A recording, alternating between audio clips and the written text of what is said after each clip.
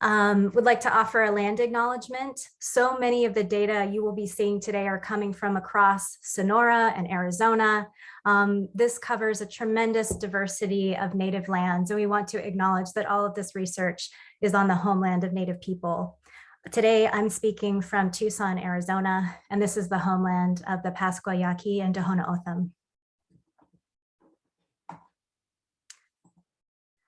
Okay, so let's get going with this presentation. We're really excited today to share with you a new look at data that's coming out of a network of cameras. Many of you joining us today have contributed data, and I'm going to go over some of how the data is actually structured in this project because it is a checklist. I'm going to describe the relative abundance of the presence and absence of different species.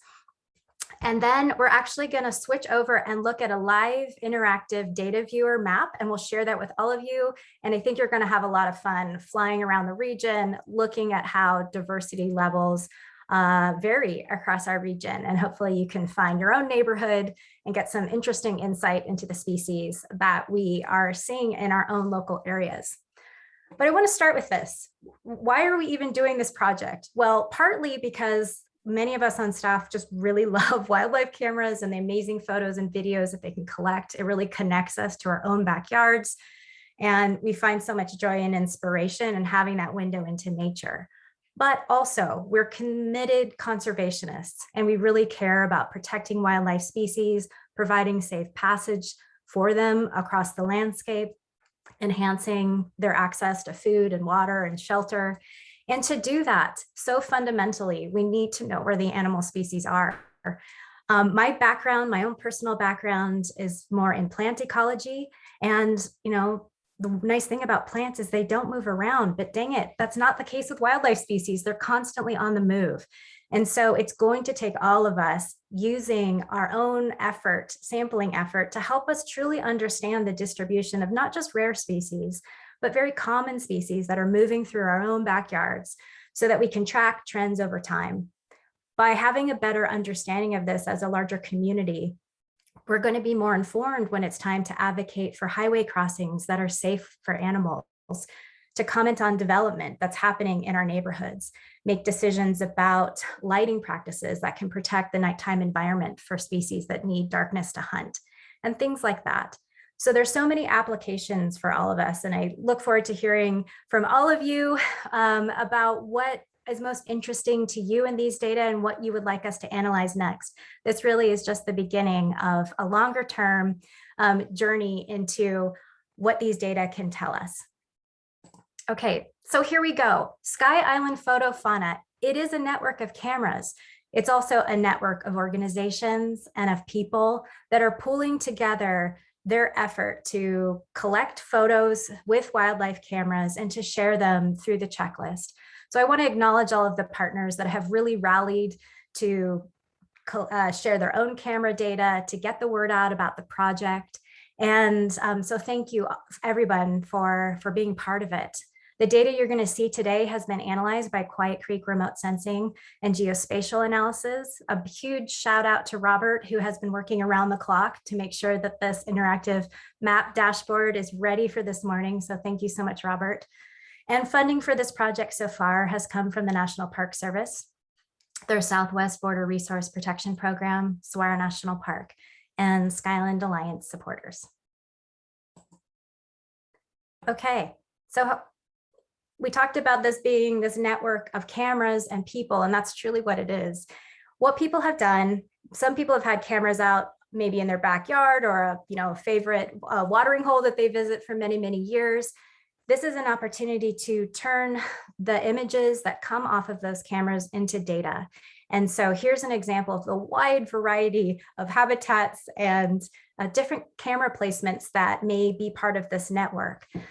I show these images because we recognize that the power of a project like FotoFauna is not to perfectly align every camera so it's put out exactly the same way, the same camera model, the same settings. They're not distributed in exactly the same mounting structures.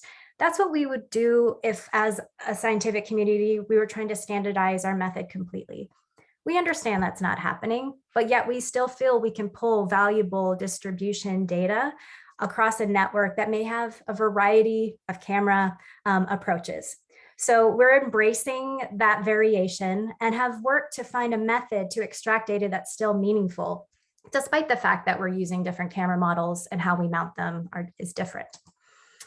So the FotoFauna data source, what it actually is, it's voluntary.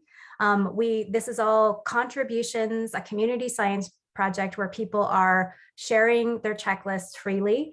We're asking people to have their cameras on land by permission. So it's either land that they own or have direct access to by permission from the landowners. And they're cameras that are stationary. They're running 24 hours a day, 7 days a week, continuously for at least a whole month. And we're asking people to leave those cameras in place. So that way, every monthly checklist that comes into Sky Island FotoFauna is equivalent. Everyone's sampling the same amount of time. They haven't moved their camera around. And that's how we're standardizing this sampling effort. Here's an example of a camera photo put on a T-post that's mounted in a bucket with rocks. So for any of you that have tried to do wildlife monitoring with these kind of wildlife trail cameras in grasslands, it's challenging, especially if there are cows around that like to scratch their faces and knock them over. So we've tried a whole variety of mounting structures, but this is one of our new ones to prevent any infiltration of structure into the ground.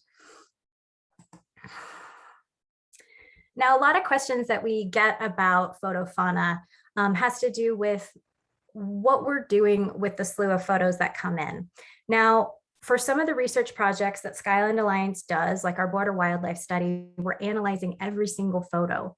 The camera is running continuously, and we are documenting every single occurrence, the time of day, how many individuals are on that particular photo, like this American kestrel, it's one, and we would note the date and time and everything like that. That is really a huge amount of effort. And I think any of you who are familiar with wildlife cameras know just how much effort it is to actually comb through all of those data and convert what can be thousands of photos a month or even a week into data in a spreadsheet. So what we've decided to do with this project is to just sample the data. We're asking people to go through all of their photos for the month, but you don't need to mark every single one of them. We just want a subsample to confirm the presence or absence of a species in a place during a single month. So let me try to explain a little bit more what that means. Imagine you have a bingo board, and every time you look through a photo that comes off of your camera, you're looking to see if it's on your bingo board. This is analogous to our checklist. And if you get a Gould's turkey, yay, you check it off. And if you see more over the course, if they keep calling, a number on your bingo board, you wouldn't keep marking it. You already have it. So for this reason, if you have one detection, no matter whether it happens on the first day of the month, the middle of the month, or the end of the month, that counts. It means that that species was present in that place for the month in question. I see a hand up. Did you want to ask a question?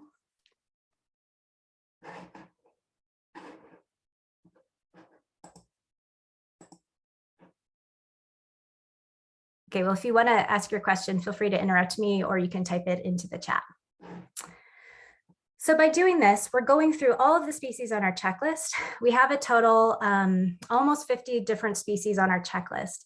And so as everyone sorts through their data every month, they let us know yes for all the species that they've detected on their camera, and they share a photo, which serves as a voucher specimen for this project. And if the answer is no, then we are confirming that we didn't observe that species in that particular location that month.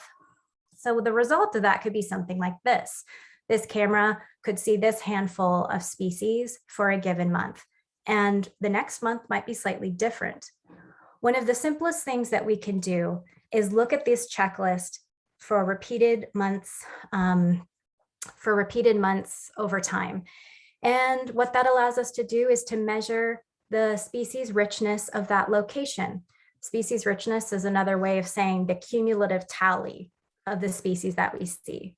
So in month one, you might only see 2 species. In month 3, you get a new one. So then you're up to 3, and so on and so forth. So in this example, after 5 months of a checklist, 8 species have been detected. Now, the cool thing is the longer you let a wildlife camera run in the same location, the more you can build your species list. So if you let, in this hypothetical example, your camera run for 7 months, you might get up to actually 11 species seen in that location. Now that's cool because we can start to see where we have areas of really high species richness, many species occurring in the same place. We can see those patterns across the landscape. And over much longer periods of time, we can see if the community of species is changing. If we see the northward march of species that are responding to climate change, perhaps, and moving further north into new habitats. We can see if we're losing a species, if a species is actually dropping out, maybe because of disease or displacement because of habitat loss. So the power of these data really come from having as many locations as possible and by letting these cameras run for as long as possible. So to illustrate this point, I want to talk about the 4 skunk species that occur in the Sky Island region. And I'm showing you images that were collected by our wildlife specialist, Megan Bethel, who has a camera in the southern Huachuca Mountains. And this camera has been running for years. And it wasn't until June of this year that she got skunk bingo. She got all 4 species in the same month. So those animals are, of course, present in this area, in this region generally, but it took many, many months for her to actually detect them all at the same time. So let me show you what those data looked like. So here's a graph that on the x-axis on the bottom, it shows the months that this camera has been running over time. And you can see it's getting up into several years, up to 5 years. On the y-axis, we're seeing the cumulative number of checklists that have the skunks present. And the different color lines represent the different skunk species. So this camera first detected a hooded skunk, and then several months later, it detected a hog-nosed skunk. And the lines are going up because every detection is adding to the count of how many times those species have been observed. And I just wanted to point out that getting all 4 species at the same time didn't happen here until about month 43 of this camera running. And if we had drawn conclusions at 12 months, like we are with FotoFauna, what I'm presenting to you today, we might erroneously assume that the other 2 skunks are not present in this place when maybe they just hadn't been on camera yet. So I wanted to share this because the longer you let your cameras running, the more species you ultimately will detect, and the more we'll be able to understand as a community the true composition of the wildlife community.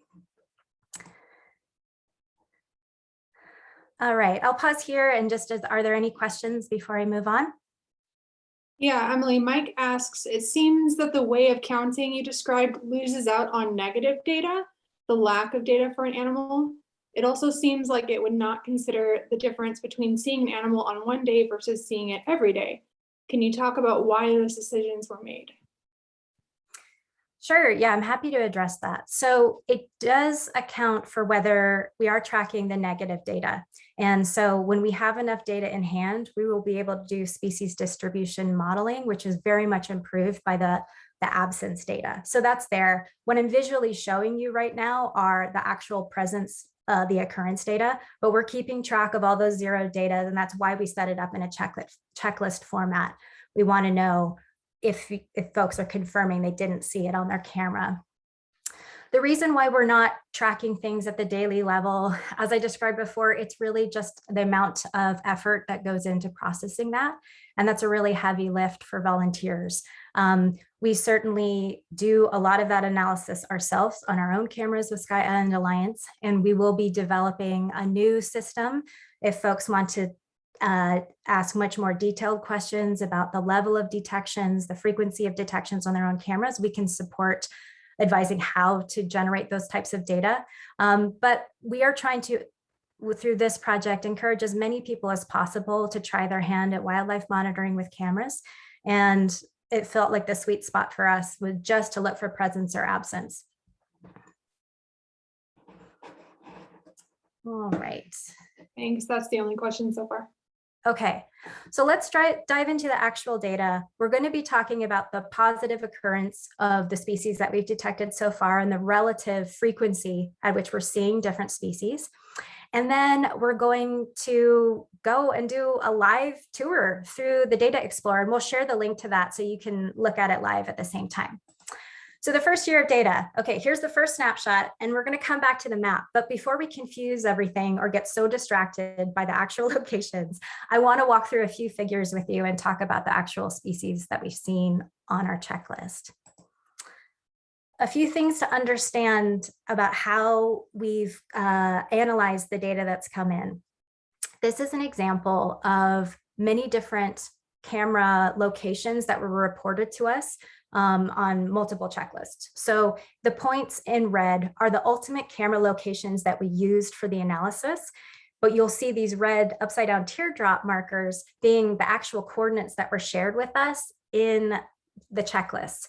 What we did is we assumed that if camera locations were within 10 meters of each other, it was probably GPS error. Every time it was measured, it was just slightly different. Or if the camera was moving around, they're so close that we decided to combine those data and collapse them into averages.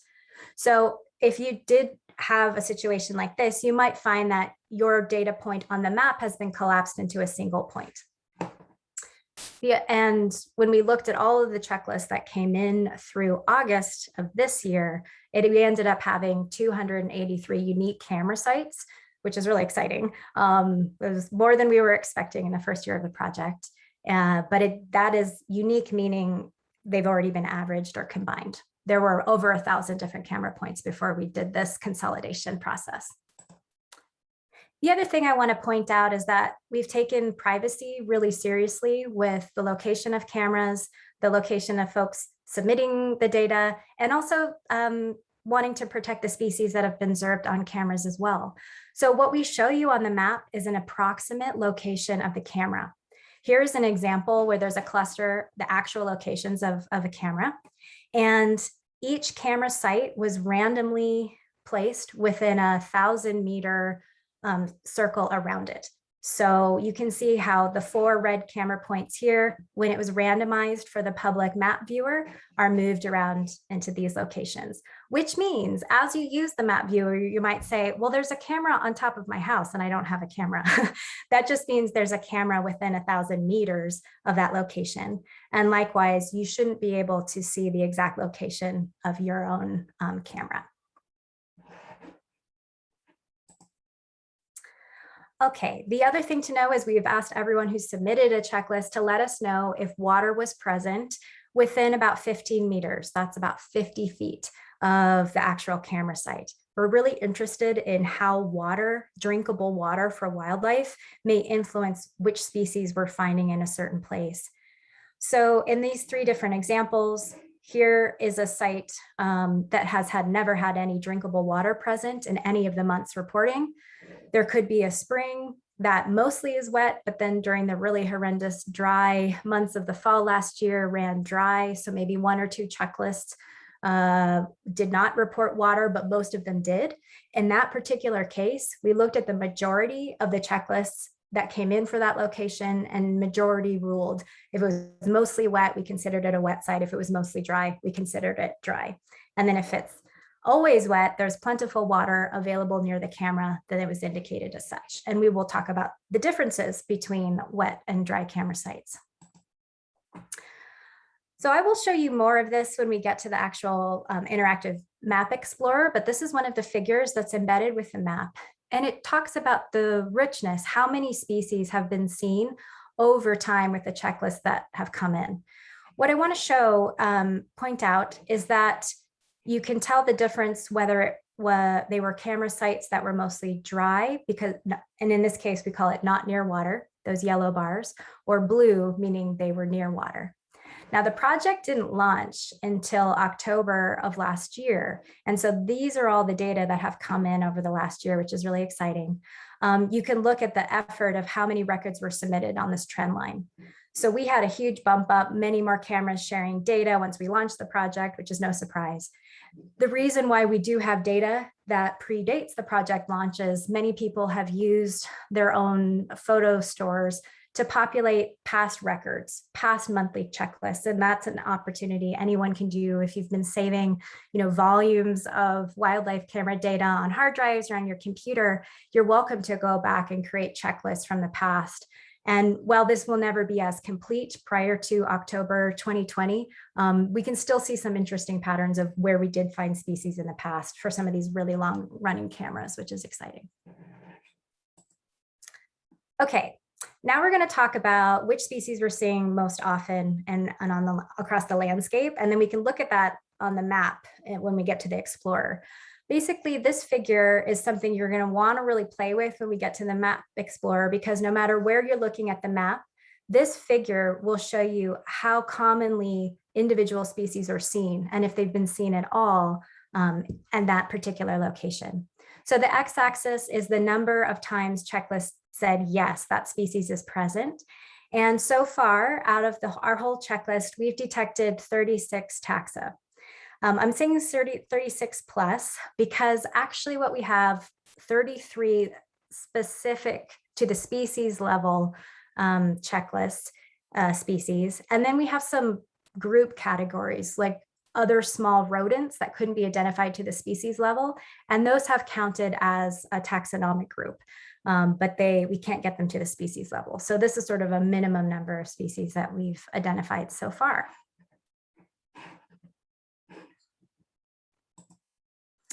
Okay, well, this may not come as a huge surprise to you, but the canines really have been a fascinating family to look at, mostly because coyote has been the #1 most seen species on our FotoFauna network. We have almost 600 detections, monthly detections of coyote, and they're very well distributed across the landscape, and I'll show you that map when we get there. Gray fox has not been as abundant, but been very common. And then kit fox still hasn't shown up yet. And you're going to see me repeatedly talk about our most wanted list. And it's the species that have not yet shown up on the FotoFauna camera network. Hoofed mammals. Well, javelina came in #2, and we've had 473 positive monthly detections of javelina. White-tailed deer were also very common. And then mule deer were actually seen pretty frequently as well. The other hoofed animals on our list have not been seen as often. We've only had one pronghorn, and that was down near the border in the San Rafael Valley. So we're, of course, on the lookout for bighorn sheep and elk that certainly we know are present in the region, just not at high enough numbers, probably. Also, we may not have cameras in the locations where these species are most frequently seen. The cats. Well, bobcat was the 3rd most commonly detected species with 400 monthly detections of bobcat, 90 mountain lion, and then, of course, our spotted cats. While we know there are occurrences on other cameras outside of the FotoFauna network, they haven't yet been seen on our participants' cameras. Rabbits and hares. Well, cottontails, no surprise, very, very common. That was the fourth most observed species over the last year, with 391 for cottontails. Now, speaking with many wildlife experts, it is virtually impossible to differentiate the desert and the eastern cottontail based on photographs alone. So typically how this is done in species analyses is to look at the elevation that these species are observed and then separate them that way. But for the purposes of this project, we are just combining into the genus at the genus level, and all cottontails are counted together. We've had very close levels of detection for both black-tailed jackrabbit and antelope jackrabbit. I guess you could say their levels have been just separated by a hair. But okay, that I'm sure if you weren't all on mute, you'd be laughing along with me. Okay, so birds. Now, the purpose of our study really has been from the beginning to focus on mammals. Medium and large bodied mammals truly are the reason why we use wildlife cameras. They're really designed for that type of species, but Birds are warm-blooded, they're quick moving, and they absolutely are detected by wildlife cameras. So we've included a subset of bird species that we have listed on the checklist, and then people are welcome to contribute any other bird species they wish to through the general bird category. So quail, Gambel's quail, that one has been very abundant, coming in at number 6 with 291 observations. Roadrunner, look at this lovely photo of one flying, just love this photo. Roadrunner also has been detected very frequently. Now, this is not a surprise. These are common birds in our species, common birds in our region, but we want to understand their distribution because they're really important prey species for carnivores, and they are commonly seen on our cameras, but that could change. I think one of the problems that we see in wildlife biology is there's so much emphasis in the rare species, but actually the change in the level of abundance or distribution of a common species could be a really big canary in the mine shaft, if you will. So we want to track a common species really carefully.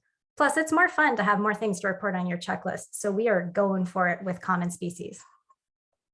Cooper's hawk and even turkey vultures have been seen across the network. Other birds on our checklist include the Gold's turkey, gray hawk. Now, elf owl, I want to spend a moment on this because this one has tripped me up personally. We've spent a lot of time as a FotoFauna group trying to understand, do or do we not have elf owls on our cameras? Elf owls certainly can be photographed in our region on wildlife cameras, but as we looked through the checklist and looked very carefully at all of the specimen photos that were submitted, we realized that most of the ones that appeared to be in size and shape to be elf owls, they were actually Western screech owls. And we shared the images with a number of different experts. And so I want to point out one thing. So in case you're like me and keep getting tripped up thinking you have an elf owl on one of your cameras, what we learned from biologists at Saguaro National Park, and a really good thing to look at, is this is actually a picture of a Western screech owl facing the camera. And if you look above the eye, there's a very small, dark, vertical black bar. That is an indication of a Western screech owl. Western screeches can be so small, they can be about the same stature. Elf owls are 4 inches in height, really, really tiny. And sometimes it's difficult to judge scale in these pictures. When I thought this was an elf owl, believe me, I was down on my belly under this creosote bush trying to measure the height from the ground up to that branch to try to get the height estimate. But now I'm realizing one of the best things if you are able to see the face of the owl is to look for that black bar. So elf owl continues to be on our most wanted list. Other birds that have been submitted in the general category, and we've had 341 other bird detections reported to us, just this beautiful diversity of birds. To share that with you. And then we can move on to the raccoon family. Raccoons have been popping up in all kinds of habitat. I have an old copy of, is it in front of me? No, I don't have it next to me. Arizona Highway Magazine, and it was all about wildlife of the region from the 70s. And I opened it up in raccoon and it said that they're never found in the desert. Well, we're getting submissions from raccoons in the desert. So we continue to learn more about the habitats that these species are occupying. Close cousin, the ringtail, has been found. It's been found in Midtown Tucson and in other places of the region, and I'll show you that in the map. And then of course, white-nosed coati. Rodents. We added many rodents to the checklist in January of this year because we realized it would be fascinating to follow the distribution of these species. Of course, they're prey species for others, but their own distribution, given climate change, is really fascinating. So we've been looking for rock squirrel, Harris's antelope, ground squirrel, round-tailed squirrel. Other species that were too small or difficult to identify were submitted under a general rodent category, and we had 77 submissions of those. We have found Arizona gray squirrel in lower abundance, but the Albert squirrel and cliff chipmunk are on our most wanted list. Those are 2 higher elevation species, and I think our network just doesn't have representative cameras in the habitats, the coniferous forest habitat where these species are most commonly found. Other rodents two of my personal favorites, much larger ones. The North American porcupine and the beaver also have not yet been detected on our FotoFauna cameras. Sky Island Alliance does have a series of detections of North American porcupine in the San Rafael Valley, which is exciting. So we're hoping we'll get one on on a FotoFauna camera soon. And certainly beavers are in the San Pedro. Their numbers are climbing, and we hope that we'll be getting them on cameras soon as well. Skunks, talked about them a little bit in terms of Megan's amazing bingo that she had, where she got all 4 of them at the same camera in the same month. But these are the 4 that we have seen. The most common is definitely the hooded skunk.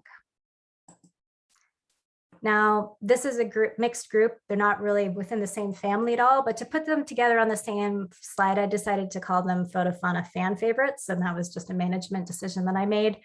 We have black bear that's come in with 40 detections, American badger, 37. I think at least half of those are probably mine from my own house. I really, really love badger. And then the long-tailed weasel, we haven't yet detected on our cameras. And then the very final creatures that are on our checklist, a generic bat species category. This is a photo of a lesser longnose bat. And if you can clearly see the shape of the tail, sometimes you can't identify them to species, but it's really difficult. Often it just blurs on camera. So we just have a category for any bat detections on the checklist. Virginia opossum, we've had 13 observations, and Gila monster. Gila monster coming in at 8. So kind of like birds, everyone says that these cameras won't work for reptiles. In my personal experiences, that's not true. These species can move quickly enough to trigger the camera, but it's generally not the preferred way to sample and to understand the distribution of reptiles. But because we love them and they are occasionally popping up on our cameras, we've included Gila monster, and any other reptile observations are welcome to be submitted through the checklist. We've had 49 of those. Okay, so now we're going to go to the map. Okay. Now you're welcome to just follow along and watch me as I orient you to this map, or in the chat, Anna has posted the direct link to this dashboard. This is a dashboard you're welcome to bookmark. This is embeddable on your organization's website if you're a FotoFauna partner and want to use it. Our goal is to continue to develop and add to this dashboard, so it's a place where everyone in the community can come and see what we're learning about the species of the region. This is hosted by Esri, and it has some really cool map features that link figures to the field of view within the map. So within the map here, what you're seeing are the distribution of the cameras in the region. And I'm going to scroll out a little bit so you can see we've got folks that are participating outside of the Sky Island region, which we love. Many of the species on our checklist are not only found in the Sky Island region, they have much larger ranges. We would love to see this project grow much further outside the boundaries of what we traditionally call the Sky Island region. To zoom in and out, what I do is just to scroll with my mouse. So if you scroll down, you're going to zoom in. If you scroll up, you will zoom out. At any point, if you need to recenter back to the center field of view, you can hit the home button icon in the top right. To understand what the heck all these circles mean, you can click on this little icon here in the center, and it'll pop up the legend. So the difference between the yellow and the blue markers indicate whether there is drinkable water present next to that camera site, or at that camera site. And then the size of the circle for that camera site scales with the richness. So fewer species have much smaller circles, and then the higher species richness, where more species have been detected on that camera over time, is indicated by a larger circle. I'm going to zoom in. I'm going to start here in Tucson and zoom in a little bit. And what you can do is, if you just click on any camera site, it's going to pop up some information about what we know about that camera site and the data that's come in. So remember, this is not a precise location. This is a location within about 1 kilometer of where the actual camera data came from. You can see how many species were actually seen here. If you scroll down, you can see which months, checklist months are reporting in.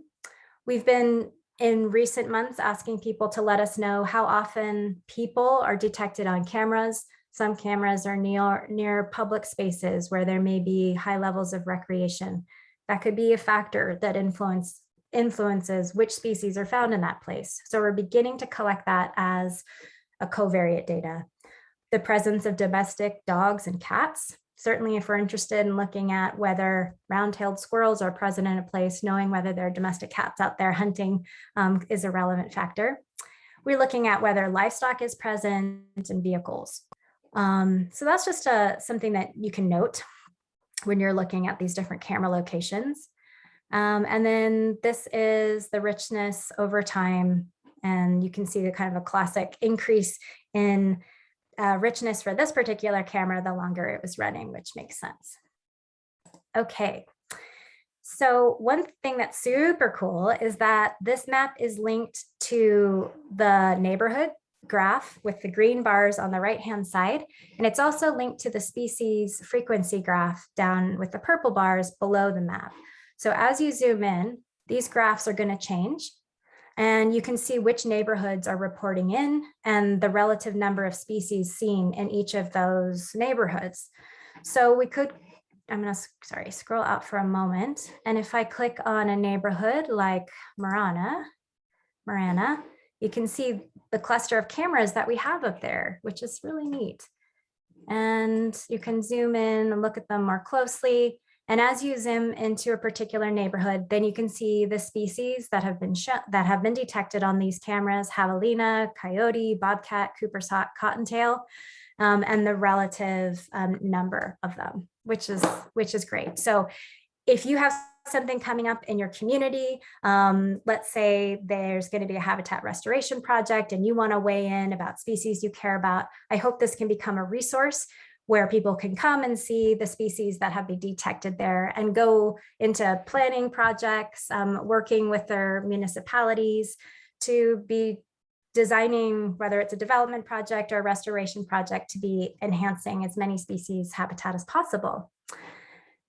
On the left of the species graph, there's just a richness counter, which indicates for the field of view of the map that you're looking at, how many species total have been detected so far. Over time with this project, with more months reporting in, more cameras coming online, these species richness numbers are surely to just keep climbing. Okay, I'm going to scroll out a little bit. Hope I'm not making anyone seasick. So you can always hit the home button if you want to snap back out to a big field of view. And just be aware that the neighborhoods that you collect, you can touch multiple neighborhoods and pull up all those cameras. And until you unclick them, only those will show. And then once you've unclicked them, the whole complement will show. If you want to look just at these neighborhoods or locales, you can expand this figure by clicking on the circle with the arrows pointing out, and that will bring up a very large version of it. You can also scale it if you want to zoom into the lower part of the graph. You can zoom in that way. Or likewise, if you want to look at the top part of the graph, you can expand that as well. And all of these bars are clickable. If you hover over them, you'll find out how many species so far have been detected in these different locales. The same thing is true just exploring by species. You can open the figure with all of the species listed in this bar graph. You can click on it and get the exact number of how many detections we've had, for example. But what's fun to do is to click on a species and then see the locations where it's actually been detected. I'm clicking on coyote. You can see that it has a truly binational distribution. We're seeing it across most of the clusters of cameras that we're seeing in the region. Now I can unclick coyote and go to javelina. really similar distribution. And this, I think, will be one of the fun things to play around with if you zoom into a part of the region that you're particularly interested in and see if these species are showing up in your neck of the woods. Finally, I'll just share that we've got the two graphs on the left that look more at the occurrence relative to whether a camera site is wet or dry. The one in the upper right, this is species richness versus the months of the project. I've already I shared a version of this graph with a trend line of how many checklists have come in over the months during the PowerPoint presentation. But this is just another way to look at the relative differences over time about whether a camera site was wet or if it was dry. Just a note about how to read the month. It's the year followed by the digits of the month. So you can see we have some long running cameras that went all the way back to 2013. And the project started right here in October of 2020. We actually have a really even distribution between cameras that are near water and not near water, which is great. That's really helpful for us to have that distinction because we can see whether species now aggregate more closely with sites that have water, or if they're avoiding water, maybe because of predation risk and more commonly found in places where water isn't nearby. In recent months, we definitely had more cameras reporting in with water present. I suspect that's because we have had a pretty wet summer. Yay, monsoon. All right, so zooming back out of that, I'll show you the last panel. And this is a similar type of graph, but looking at the number of camera sites, but instead of time on the x-axis, it's actually the species that have been positively detected on the camera network. So you can look at which of these species are found more often at water or not near water. In bobcat, we have a lot more detections near water, but it's still found at a pretty high level at camera sites that don't have water nearby. This here is coyote. So similar pattern to bobcat. There's so much human nature. We love putting cameras on water sources because we feel like all the animals are going to come there. And there is evidence for that. But we really also love these data that come from non-water source places because it's a random sample in some ways of that habitat and who's transiting through. So feel free to go through these graphs and check out your favorite species. And if you're trying to put a new camera out to detect a certain species, maybe this can help you decide how close to water you want to make it. Okay, so I'm going to switch back just for a few last slides to the PowerPoint. And then I'm happy to take questions in just a couple minutes. So we want to invite you to join us in this project. There's so many ways to be involved, and we're going to continue to develop new ways for people to join the project. If you already have a camera, thank you for sharing your data with us. If you haven't and you're willing to go through a whole month at a time and share your data, please, you can get to our FotoFauna webpage and submit a checklist through that. We invite you to start a camera if you don't have one, or to put one in a new location where you have access. And we'll be sharing some links about how to get started with choosing a camera and getting going with a checklist if this is something that's new for you. If you find that you're not in a position to be able to put a camera out in the landscape, but you want to be part of the analysis, we have cameras that need someone to look at the photos and to analyze what species have been found. So we really welcome you to let us know. Specifically, Megan Bethel, our wildlife specialist, is there to help connect folks, pair cameras with volunteers if you're interested in doing things more on the computer end of the project. If you are looking at camera data, either your own or someone else's, remember, keep a good lookout for the species on our most wanted list. And we'll be thinking, if you want to try to do one that's more remote, you can talk to us about potentially joining our research permits for public lands, and we can talk about the type of habitats that we need to sample if we want to detect these particular species. I will note that we take it very seriously protecting data around threatened and endangered species. If anyone in the network does detect a spotted cat or other endangered species, we would immediately work with the volunteer to communicate the information to public agencies as appropriate with your permission.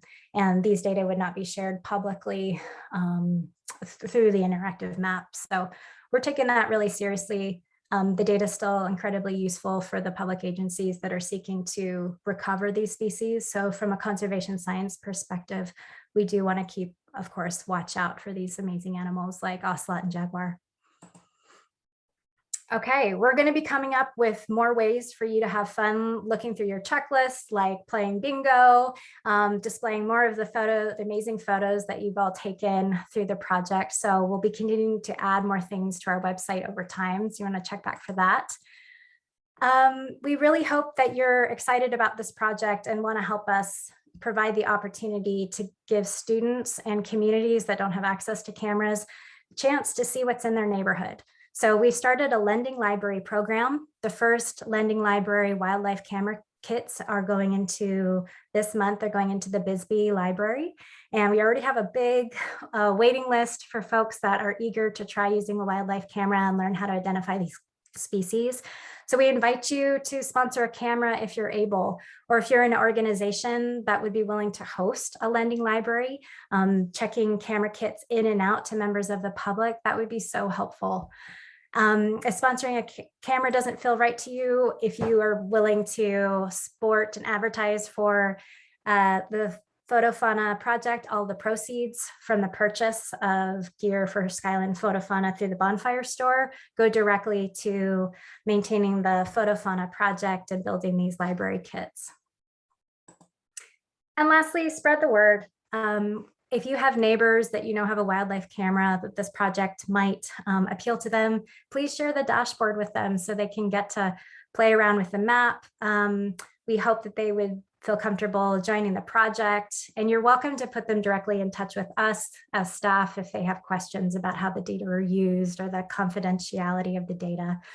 On social media, when you have species that you're seeing on your cameras or you see out your window, feel free to tag Sky Island FotoFauna on social media, and we can just spread the great images that are coming in of the amazing wildlife of the Sky Island region through Facebook and Twitter and Instagram. Okay, with that, I'm going to stop, and we have time for some questions.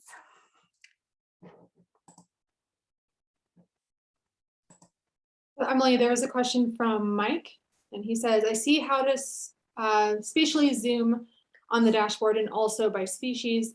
Is it possible to zoom temporally as well? And can I restrict the view to a particular time range? Well, that's our aspirational goal. We want to build in the time frame feature of this. Right now, all you can see is just the total detections of the project in the upper left-hand graph. We want to build that in. At this point, we're really at the very bare minimum of being able to say anything temporal. So we will work on that and add that feature to the dashboard, but we're going to need more months of data reporting in before we'll be able to say anything meaningful about change over time. But look for that. It's on our list. It's definitely a high priority to add that to the dashboard.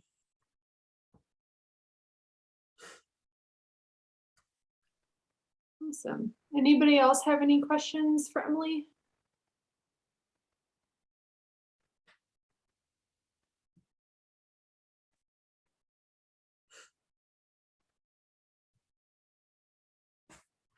Okay, well, I'm so grateful that you tuned in. Oh, it looks like we got one more coming in here about tracking backyard bats. Yes, there are other great community science efforts where you can use your camera data to help with other scientific efforts or conservation projects. And one in particular is the Backyard Bats that's hosted by Arizona Department of Game and Fish. Ted Fleming is the researcher who this year, in addition to just a standard data collection a few times a week about how much bats were drinking and draining from hummingbird feeders in people's backyard, he's actually collecting a little bit more information if you have a video camera pointing directly at a hummingbird feeder. I'm doing it myself myself, I still have bats coming, and it's whatever day it is in October.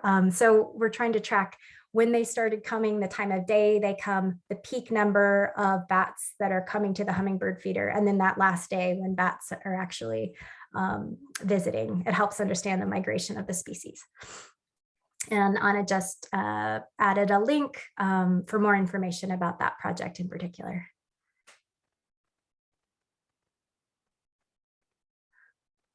Okay, see, question about the cost of the cameras. Well, you know, no matter what your budget is, there's a camera for that. Most of our cameras that we're using for research purposes are run around $150. However, we just found, and I feel like I should knock on wood, but what I think is just the best camera, and it's only about $50. It's available on Amazon. It's a MyDace SL122. It has a great viewer screen. It's very user-friendly. It has a nice wide field of view, and it's one of the least expensive cameras that has a really wonderful image. It has high sensitivity, so it's going to detect even small animals. So I recommend that as a good starter camera. And then the more expensive model that we just have a lot of experience using is the Browning Strikeforce HD Pro. Okay, let's see. There's another question. Coordinate with Game and Fish. So we have worked, we're working a little bit with a few different bobcat researchers. The Bobcats in Tucson project is a really excellent project where they are tracking the distribution of individual cats by placing collars. So we're following their work and connecting people that might be in good locations for them to do further sampling. All of our data that we're collecting through these projects are made available to the agencies so they can use it as it's helpful for them as they're following these species. So if you have any other ideas of people or places that might benefit from the information we're collecting, please let us know, and I'd be happy to reach out and share our data with them. Okay, a question about endangered species. Well, we, as an organization, hold research permits with various land management agencies. And for us on our permits, what we do is if we were to get a detection of a threatened or endangered species, we would keep that confidential. We would immediately start with contacting the land management agency. And so we have a protocol to work with them, and then U.S. Fish and Wildlife Service and Arizona Department of Game and Fish in order to have those detections shared and wait for the agency's indication if and when and how it's appropriate for us to share information about maybe the actual photo that was taken. What we would do is work with any FotoFauna participant if they see one and encourage to follow that sort of reporting structure so those data can go confidentially to the agencies, and then seek guidance about is it wise and okay, and in what manner may any of that information be shared. But we have no interest in providing location information about endangered species at risk through our mapping products. So that will be handled very carefully.